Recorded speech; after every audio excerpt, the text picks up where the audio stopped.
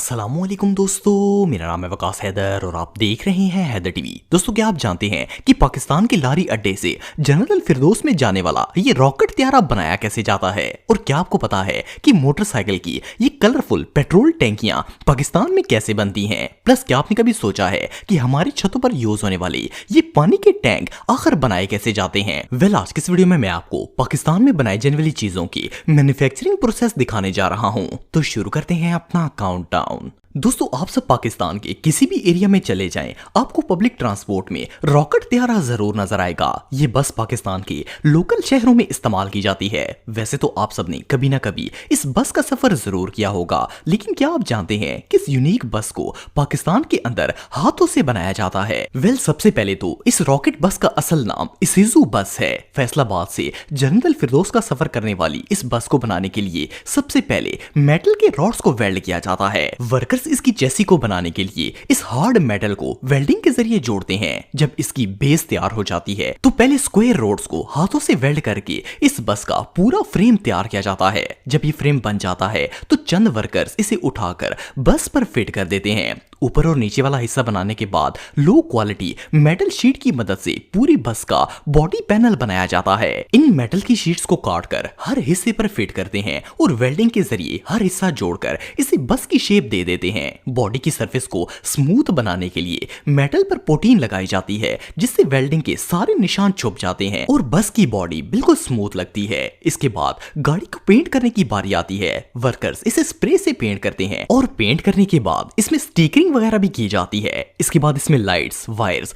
और बॉडी के बाकी पार्ट्स लगाए जाते हैं। जब बॉडी बिल्कुल रेडी हो जाती है तो इसमें इसूजू कंपनी का M12 इंजन लगाया जाता है। इसके बाद बारी आती है बस की सीट्स की। पाकिस्तानी रॉकेट में टोटल 70 पैसेंजर्स के लिए सीट्स लगाई जाती हैं। इन सीट्स को भी बिल्कुल देसी तरीके से बनाया जाता है। पहले लोहे से सीट का फ्रेम बनाते हैं, फिर इस पर लो क्वालिटी फोम रखकर ऊपर सीट कवर फिक्स कर दिया जाता है। बस में सीट्स को लगाने के बाद इसमें बाकी फिनिशिंग की जाती है, जिनमें टायर्स, कमानियां, नेम प्रिंट और सबसे इंपॉर्टेंट इसकी डेकोरेशन होती है।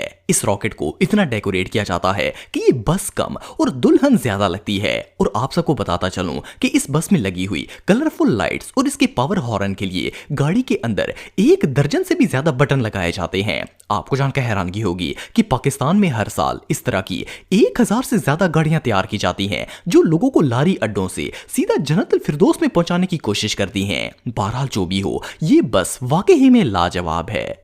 दोस्तों, जैसा कि आप सब जानते हैं कि पाकिस्तान में जब कोई लड़का नया मोटरसाइकिल बाय करता है तो सबसे पहले इसके टैंकी टापे चेंज करवाता है ताकि ओरिजिनल वाले खराब ना हो। वैसे तो मार्केट में अनगिनत डिजाइन के मोटरसाइकिल पेट्रोल टैंक्स मिल जाते हैं, लेकिन इनको बनाने का तरीका बहुत ही कम लोग जानते हैं। बाइक की पेट्रोल टैंकी बनाने का मेथड काफी सिंपल है। इस प्रोसेस की शुरुआत लोहे की बड़ी बड़ी शीट से होती है। मेटल की इन शीट्स को छोटे छोटे पीसेस में काटा जाता है। एक वर्कर हैंड कटर की मदद से इन शीट्स को मखसूस साइज के पीसेस में काट देता है। इसके बाद इन मेटल के पीसेस को एक हाइड्रोलिक प्रेस में रखते हैं, जो इस शीट को दरमियान से दबा देती है। फिर ये प्रेस शुदा शीट एक और मशीन में रखते हैं, जो इसे मोटरसाइकिल की टैंकी की शेप दे देती है। लेकिन अभी इसके साथ काफी सारा एक्स्ट्रा मेटल होता है, जिसे एक वर्कर मशीन कटर के जरिए काट देता है। इसके बाद इस टैंकी में छोटा सा होल बनाते हैं, जिसमें नट लगाकर इसे बाइक से जोड़ना होता है। अब बारी आती है टैंकी में पेट्रोल की जगह बनाने की। इसके लिए एक वर्कर टैंकी को प्रेस मशीन के नीचे रखता है,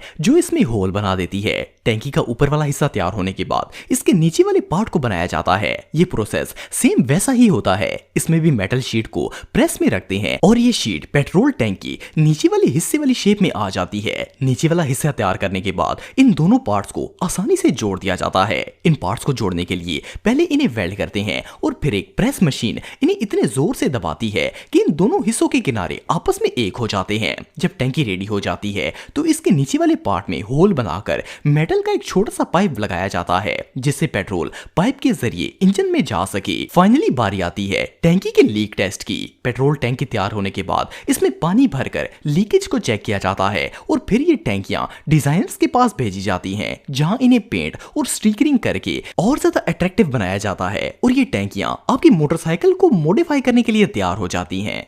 दोस्तों पाकिस्तान में शायद ही कोई ऐसा घर होगा जिसके छत पर पानी की प्लास्टिक वाली टैंकी नहीं होगी। इवन इसके बगैर तो गुजारा करना भी मुश्किल है। पर क्या आपको पता है कि प्लास्टिक की ये पायदार और ऑलमोस्ट सारी जिंदगी चलने वाली टैंकियां फैक्ट्री में बनाई कैसे जाती हैं? पानी वाली इस टैंकी को बनाने के लिए सबसे पहले रॉ प्लास्टिक लिया जाता है। पाकिस्तान में ज्यादातर पानी की टैंकी ब्लू कलर की होती है, तो ज्यादातर फैक्ट्रीज के अंदर ब्लू प्लास्टिक ही यूज किया जाता है। इस रॉ प्लास्टिक को एक बोरी में डालकर इसका वजन करते हैं। एक मखसूस वेट करने के बाद इस प्लास्टिक को लोहे के एक सांचे में डाल दिया जाता है। इस सांचे की शेप और साइज एग्जैक्ट टैंकी जैसी होती है। प्लास्टिक पाउडर को सांचे में डालकर इसे नट बोल्ट्स की मदद से टाइट किया जाता है। ये इसलिए ताकि प्लास्टिक मेल्ट होकर इनसे बाहर ना निकल सके। खैर ये मेटल का सांचा एक रोटेटिंग स्ट्रक्चर पर फिक्स होता है। इस रोलिंग स्ट्रक्चर को एक ह्यूज बर्नर पर रखा जाता है, जिसकी मदद से सांचे में मौजूद प्लास्टिक मेल्ट होकर टैंकी की शेप में आना स्टार्ट हो जाता है। प्लास्टिक को अच्छी तरह कुक करने के लिए इस सांचे को हाथों से भी गैस हीट दी जाती है। एक वर्कर पाइप पकड़कर इस स्ट्रक्चर को हर तरफ से हीट के जरिए गर्म करता है ताकि प्लास्टिक अच्छी तरह मेल्ट होकर हर जगह पर चला जाए। प्लास्टिक मेल्टिंग का ये काम काफी देर तक जारी रहता है और फिर जब ये प्लास्टिक टैंकी की शेप में आ जाता है तो इसे आग से उतार कर पानी की मदद से ठंडा करते हैं। एक वर्कर इस पर पाइप की मदद से पानी डालता है, जिससे ये ठंडा होना स्टार्ट हो जाता है। ठंडा होने के बाद एक वर्कर इन बोल्ट्स को ओपन करता है और प्लास्टिक टैंक को बाहर निकाल लेता है।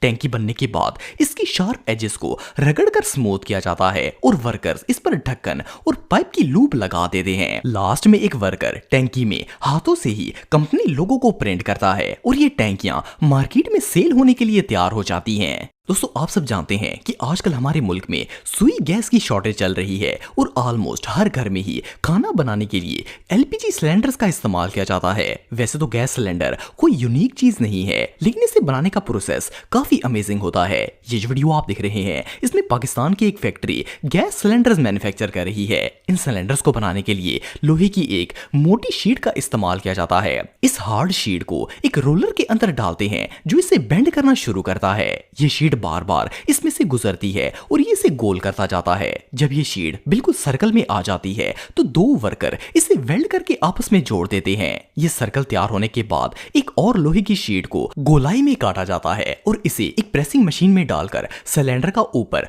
और नीचे वाला हिस्सा बनाते हैं। ये मशीन इस शीट को प्रेस करके मुकम्मल बेंड कर देती है, जिससे वो परफेक्टली गोल हो जाती है। इनमें से एक हिस्से में सुराख करके नट लगाया जाता है ताकि अंदर पाइप फिट हो सके और दूसरे हिस्से को एज इट इज सिलेंडर के साथ अटैच कर देते हैं। इस वक्त तक ये एक कैप्सूल की शक्ल में आ जाता है और इन हिस्सों को मजबूत बनाने के लिए सिलेंडर को एक और मशीन में रखते हैं जो इन जोड़ों को मेटल रस्ट डालकर इन्हें वेल्ड कर देती है। इस तरह की वेल्डिंग से ये सिलेंडर बिल्कुल एयर टाइट हो जाते हैं। इसके बाद बारी आती है इसके अपर और बॉटम के हिस्सों की। सिलेंडर का बॉटम मजबूत लोहे से बनाकर इसके साथ वेल्ड किया जाता है, जबकि ऊपर वाले हिस्से को आयरन पाइप से तैयार करते हैं ताकि इसे इजीली कैरी किया जा सके। इन दोनों हिस्सों को वेल्ड करने के बाद सिलेंडर ऑलमोस्ट तैयार हो जाता है। अब बारी आती है इसमें एयर डाल के इसकी लीकेज चेक करने की ताकि ये किसी जगह से लीक ना हो। लीकेज टेस्ट करने के बाद सिलेंडर को एक रोलिंग प्लेटफॉर्म पर डालते हैं जो इसकी सरफेस को स्मूथ बना देता है। आखिर में बारी आती है इसके पेंट की। जब इसकी सारी सरफेस स्मूथ हो जाती है तो एक वर्कर इन सिलेंडर्स पर स्प्रे पेंट कर देता है और इसके बाद ये सिलेंडर्स ड्राई होकर मार्केट में सेल होने के लिए तैयार हो जाते हैं। तो दोस्तों आज के लिए बस इतना ही। उम्मीद आपको वीडियो पसंद आई होगी। अगर आप मुझे इंस्टाग्राम पे फॉलो करना चाहते हैं तो दी हैदर टीवी पे आप मुझे फॉलो कर सकते हैं। मिलता हूं आपसे नेक्स्ट वीडियो में, तब तक के लिए अल्लाह हाफिज।